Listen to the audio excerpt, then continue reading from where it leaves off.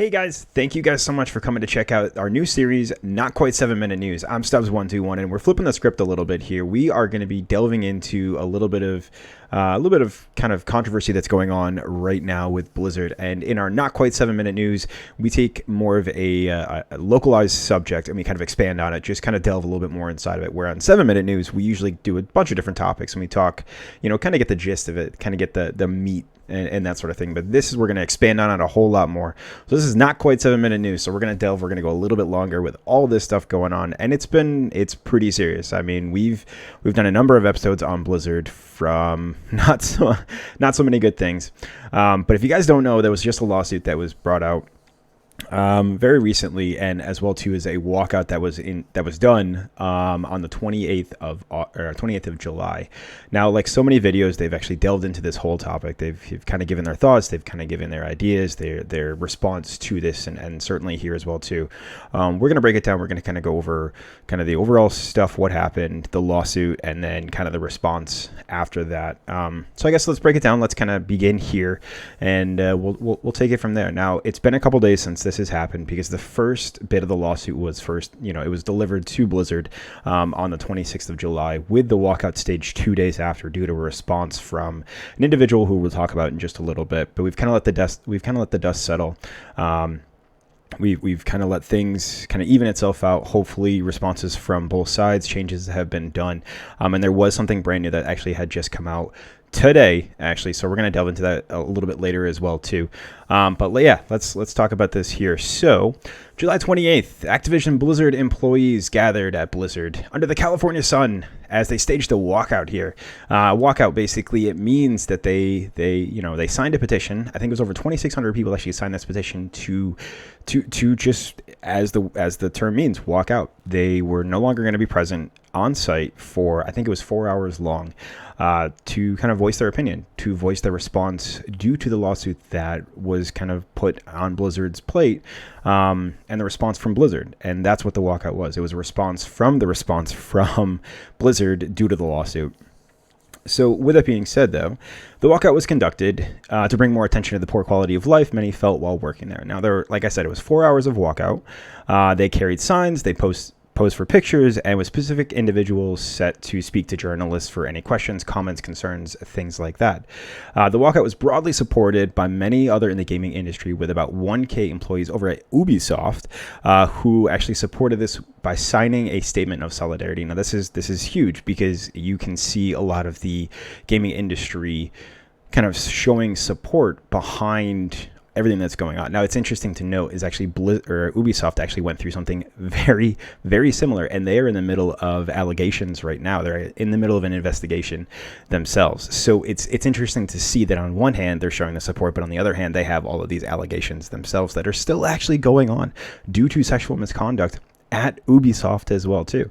I don't know if it's one specific site at Ubisoft or if it's all of their different studios as well too, but it's interesting to see how they're showing support, but at the same time they're fighting allegations as well too there. During the walkout, portable toilets were delivered. Local restaurants were donated. They actually donated food, which was fantastic, because 4 hours out in the California sun. California right now in July is super freaking hot. I have never actually been to California, but I watch the news and I see the temperatures that are out there, and they are freaking 100 degree plus, and it's insane. So sitting out there for 4 hours doing a walkout, posing with signs and things like that, walking around kind of chanting, it tires you out, I'm very certain. So it was great that restaurants that actually Blizzard employees went to, that they frequent many times, actually donated food to their cause. So that was awesome. As well too, smaller local developers in the area where Blizzard was located actually came and shown support as well too. So not only were there signs of, people signing solidarity between other developers and things like that, not in the same area, because Ubisoft mostly takes place, I think, in France for their core site, but local developers actually came and supported Blizzard, the employees at Activision Blizzard as well too. So that was huge. That was amazing. And as well too, not only that, but individuals who are not developers, individuals who are not part of the developing team showed support.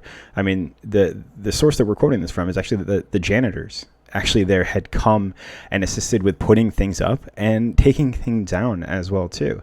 That was huge. That was amazing. And Blizzard knew about this. They knew that the walkout was going to happen, and they actually allowed people to do this because, you don't really allow it. You just kind of do it.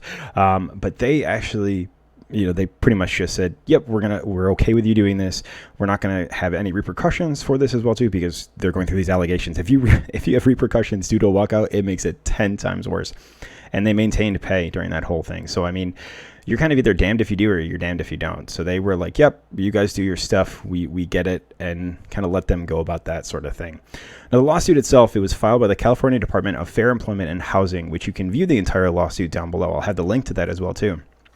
It actually revealed a 2-year investigation into reports of pay discrimination, sexual harassment, and a general frat culture at the company. Now, this frat or bro culture is not something that's new between many developers.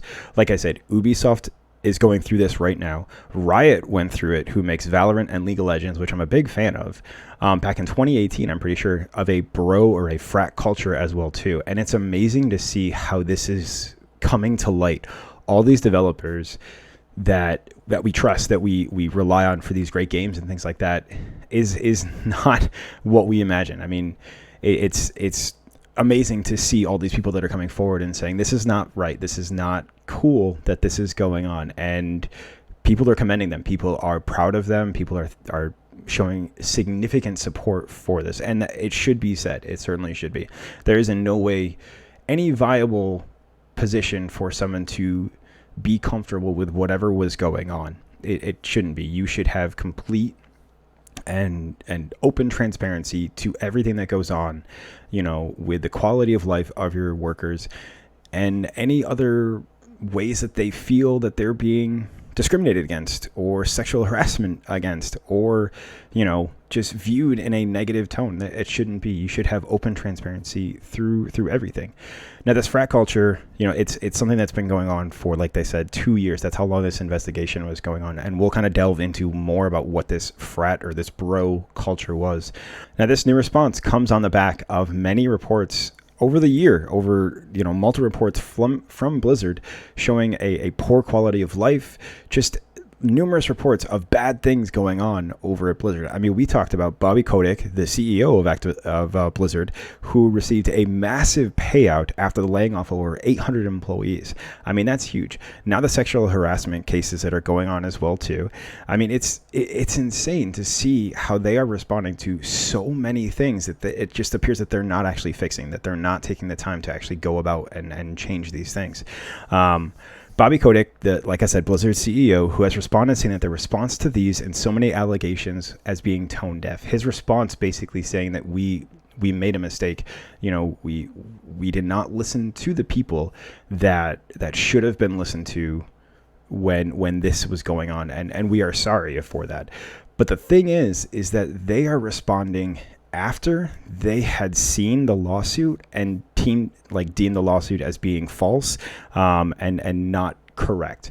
So they're responding to the voice or the outcry of people that are saying no, this has been going on. This has been an issue, and they are basically saying we're not cool. This has been going on for a while. It's amazing to see the response from the head, the CEOs, the top of the board, saying that things are false, things are not, this is not true, this is not the way of life here, that, we're so much better than this. But then after the response that people say that are actually experiencing this, finally the CEOs and things like that are saying, oh, we're so sorry. We are terribly sorry for everything. We made a mistake. It seems like it's only taking that response for them to actually say something in response to that. And that is incredibly poor, if you ask me. To be like, hey, oh, we listen to you now. We understand you now. When it's at first you're like, nah, this isn't real. This isn't real in the slightest bit. That's not even cool. That is not cool in the slightest bit.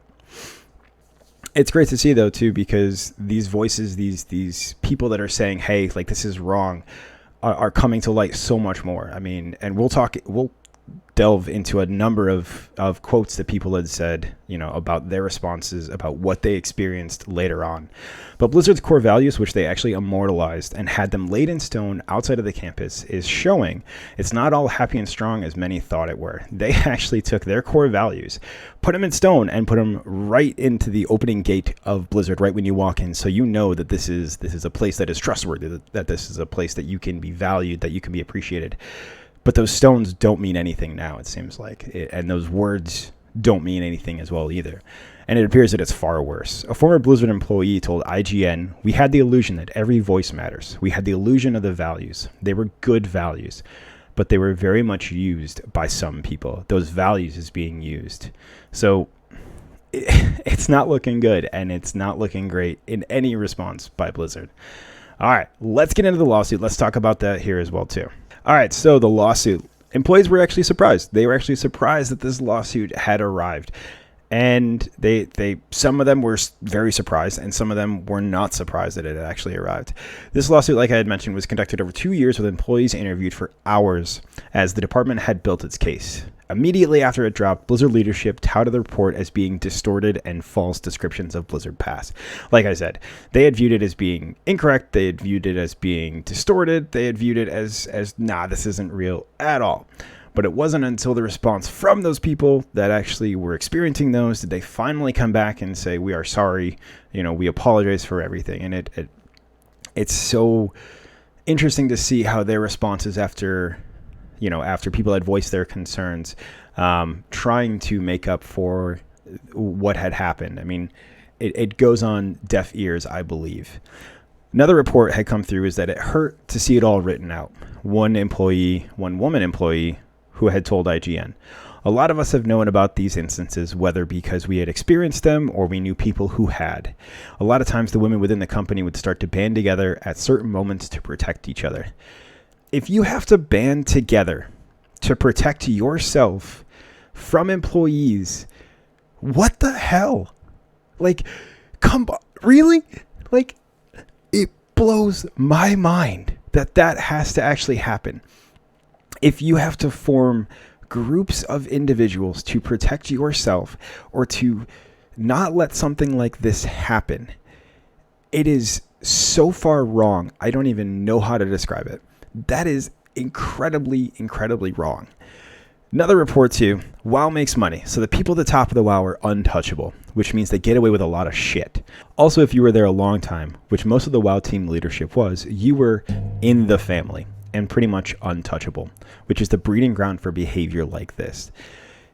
It's so wrong to see that you join this family and then you are considered untouchable, that you are considered of higher rank, that whatever happens, you're not going to get fault for it. You're going to get maybe like a slap on the wrist, and that's about it. In no way, shape, or form is that acceptable. In no way is that even close to being acceptable. You should be held accountable in your own mind for whatever you say and for whatever you do. You should have a conscience to know this is what I'm doing wrong. This is not right, and I should not be doing this. It doesn't matter if it's what the group is doing. You should have an understanding and a conscience that this is not right. That in no way, shape, or form is this right.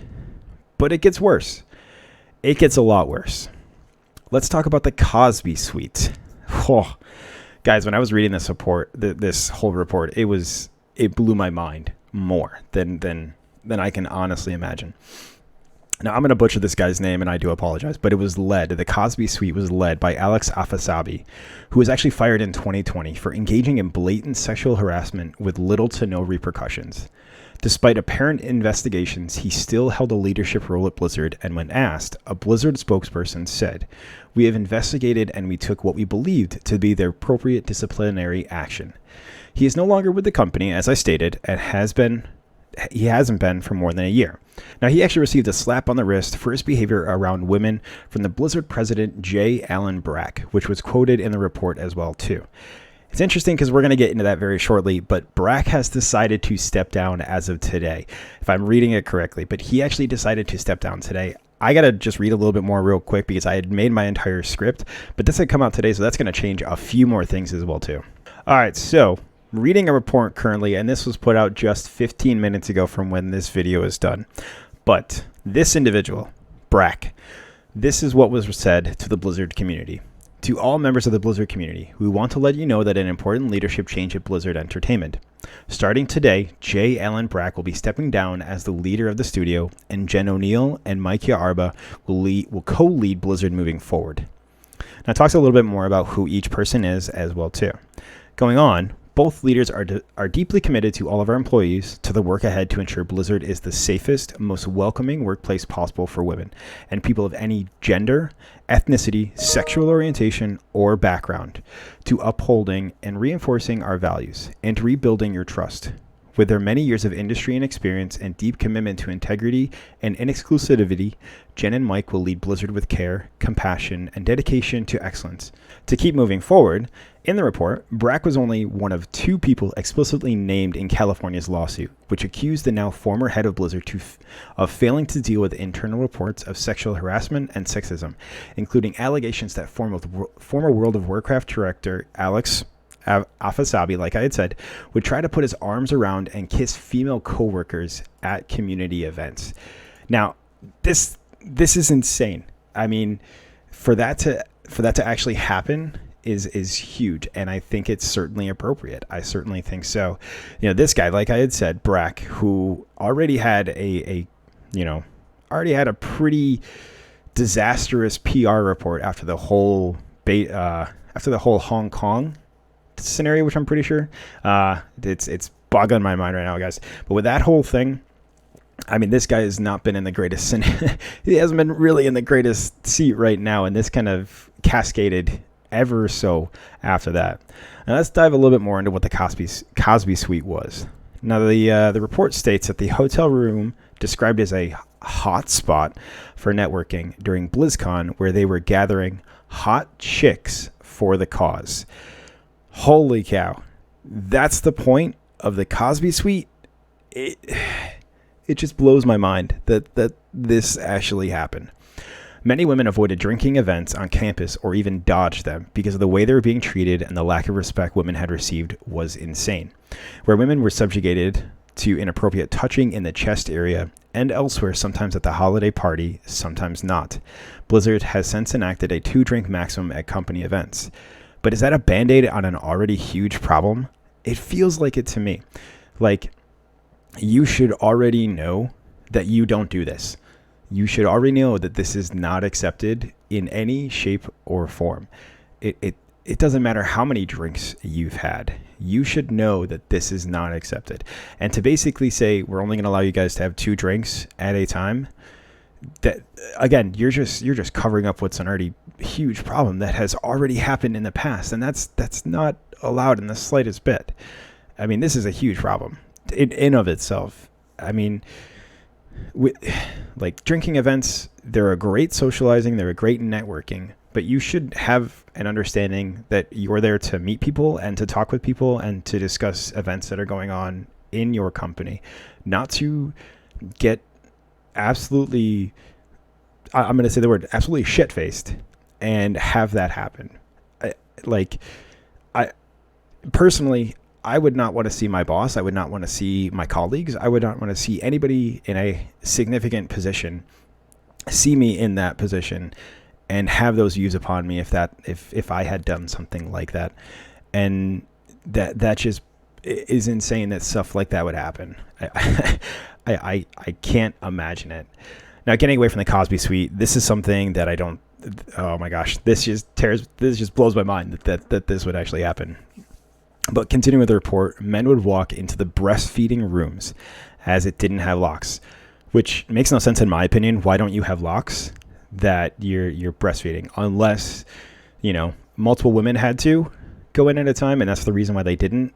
But then you give the women codes for a certain room or something, or it's locked in that sense where you punch in a code and you're the only one that's allowed in. But that's the thing, is that it didn't have locks, and men would just go in and stare at them. They would just stand there and stare at them, according to the report, with many screaming and begging them to leave the room, and they wouldn't until they were being screamed at. I'm just shocked that this had happened from a studio that I had a lot of trust in. That I was a big fan of World of Warcraft. I really liked Overwatch. I mean, I'm a Call of Duty fan.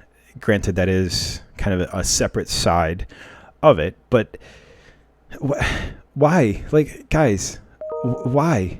To me, that just makes no sense. I'm at a loss of words for something like this to actually go about. So with that being said, men had kind of a different reaction to it. And we're going to dive into that. So many men, they were actually shocked, and they were unsure about the allegations, as this was a place that they saw as being a family and a home. But it appeared that it was much worse than they had actually imagined.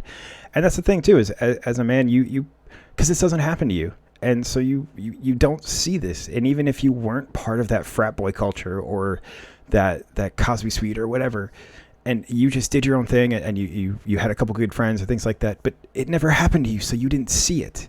You weren't part of it, and that's that goes on deaf ears as well too, because the men there came off as being shocked, unsure of it as well too.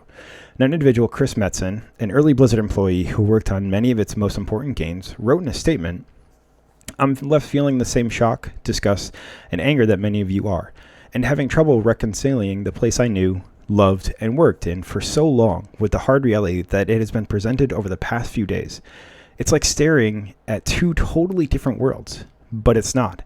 It's just the one world, and the yawning disconnect between my perception from the top and the crushing reality many of you experienced fills me with profound shame." Like, I'm just curious if men were so oblivious to what was going on. If they noticed it, did they actually speak up? And if those who did speak up, did they receive repercussions? Was it put on deaf ears as well too?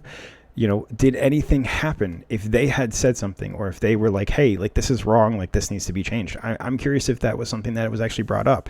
But if you're not the victim of that, then you don't know that that's what happened. And it shocks you in that sense.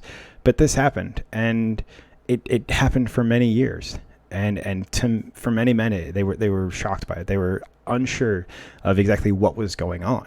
Delving a little bit more into the report as well too, not only following with the sexual harassment, but also dealing with discrimination that had actually taken place between the differences between men and women. But men were viewed on being basically on a pedestal, or never really getting in trouble per se. One report had said, "Let me tell you, it's a conversation we're always having.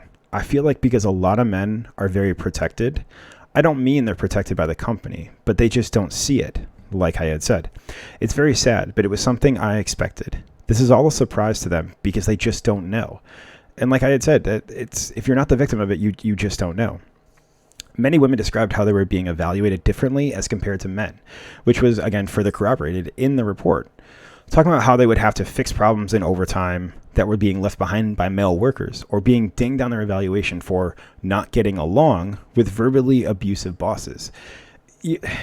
Like, not getting along, is it just like the men were just like, hey, like, just viewing it just seemed like they were viewing the work that women had put in as being lesser, or if they had any questions or comments, were the men who oversaw them just like, whatever? Did they just shrug it off? I mean, I just don't get it. Like, I push this channel as being like, a happy, an enjoyable, like something of support, channel. But it shocks me that this stuff, just continued. And that's the thing, is like I had talked about it, like, because, men were not the victim of this. Women were, so they didn't know. But it's like, guys, you should have a conscience that this is not what you do. This is not how you respond to something like this. You just don't do this. Like, you don't do this stuff, guys. Come on. It makes no sense. Women will be evaluated on their social and cultural skills, while men would be reviewed on their basis for technical ability, even if they were in the same discipline. One woman described the painstaking effort to take time off.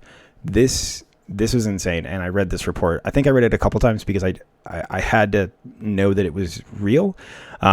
But yeah, so one woman described the painstaking effort to take time off, even though she had acquired it, which you generally do as a worker. You acquire paid time off or sick time, just so she could have an ultrasound done for her unborn child. She commented that she was told that she could not take the time off, worked with her doctor to schedule all of her appointments in advance, and then was told by Blizzard that she couldn't schedule that far out ahead. It seemed like a never-ending cycle of no. Like, I've worked with my doctor to get to this, to plan everything out, so we understand kind of where things need to go. Sorry, no, that's not going to happen. You can't go that far out. I need to take time off so I can make sure that my unborn child is healthy and safe. Sorry, no, that can't happen. Like, it's insane. And Blizzard's response to that was that there was claims that women have never been denied time for pregnancy, and this goes against everything that they ever stand for. It's great that it goes against everything that they ever stand for, but if the woman reported it, if she was denied time for this, then it happened. And who knows, it maybe happened to a whole bunch of other women. The discrepancy, the discrimination that they received, the sexual harassment they received, like, it's mind-boggling that this had actually happened. So that deals with the lawsuit. That deals kind of the basis of what had happened with the lawsuit. Now, why was there a walkout? The walkout wasn't in response to the lawsuit. It was in response to something else, something not so good. And yeah, it wasn't good. Now, this person, Frances Townsend, she had a response to the lawsuit. And this is what actually sparked everything with the walkout. Now, the Townsend memo is basically what had started this walkout. And that's the reason why people were so, adamant to do the walkout. The walkout wasn't based off of the response from the lawsuit or anything like that.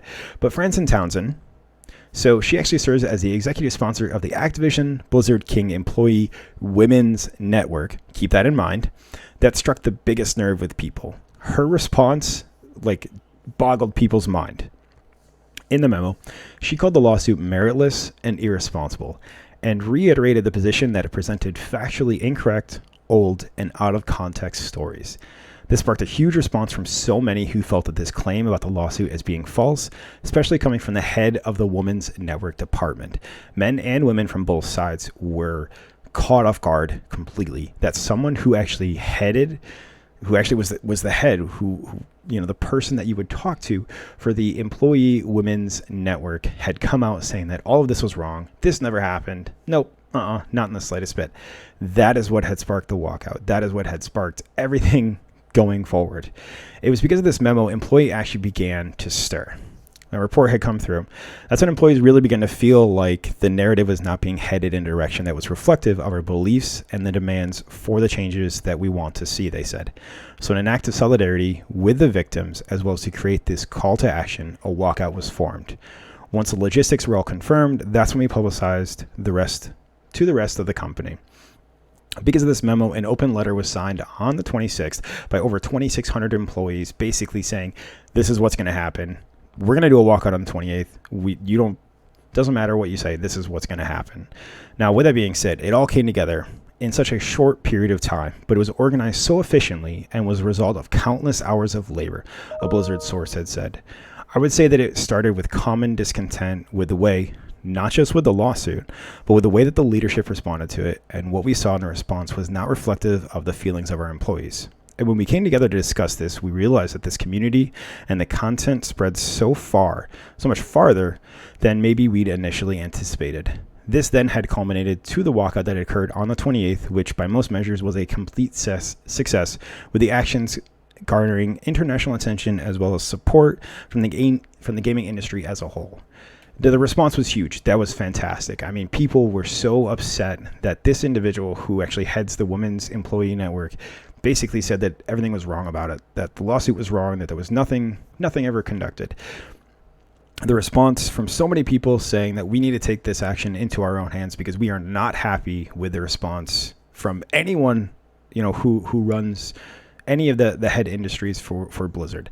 And that was huge. I mean, they deemed it a huge success. They saw that this was the best thing that could possibly happen when it came forward.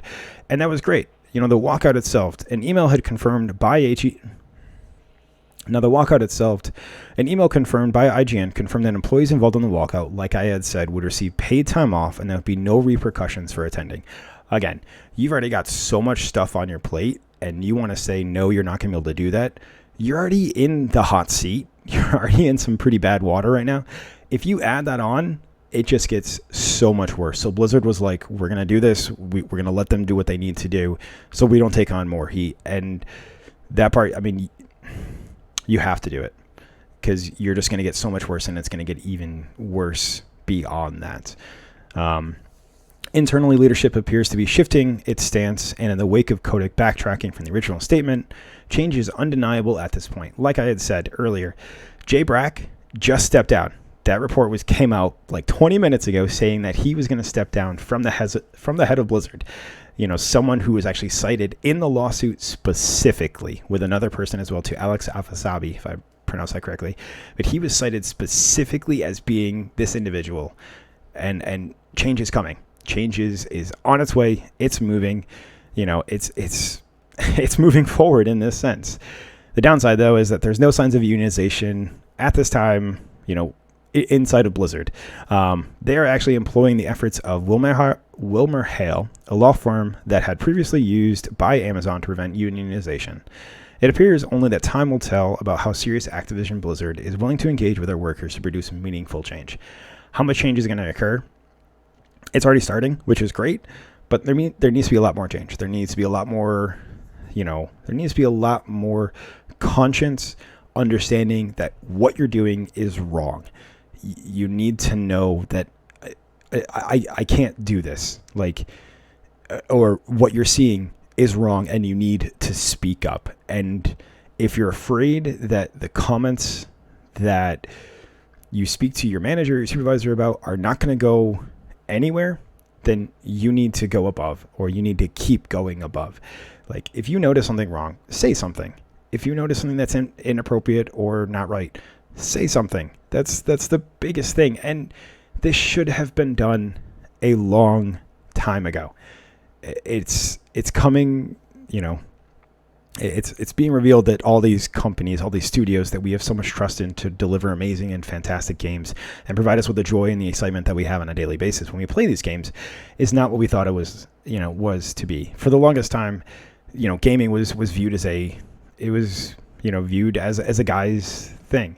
But women are making so many amazing steps forward with this, and they need the respect. They need to be treated. They need to be respected every step of the way, because there are so many amazing people. It doesn't matter on your sexual orientation, on your gender, on your age. It doesn't matter on any of that. Everyone deserves to be respected, to be loved, to be cared for. It doesn't matter in the slightest bit. It just